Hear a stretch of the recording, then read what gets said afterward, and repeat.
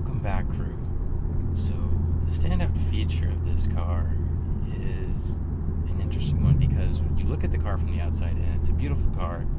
The engine sounds fantastic, but when you get inside of it, the interior looks a little mismatched. There's a lot of different materials going on here, and it's a little bit hard to look at, and that's the standout feature of the car. Now, moving on to the seats are very slippery. They have diamond stitching on the sides, and so I find myself sliding around in the corners, and then I get caught on the side bolsters, so I'm kind of swimming in these seats.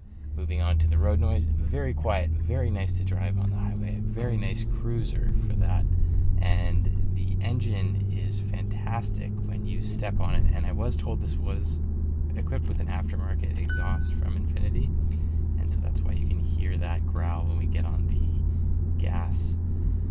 The stereo is fairly average. It wasn't really great. The visibility out of the car is great. You can see out of these windows very easily. No major blind spots. Very easy to drive. And as far as interior lighting goes, a little bit limited.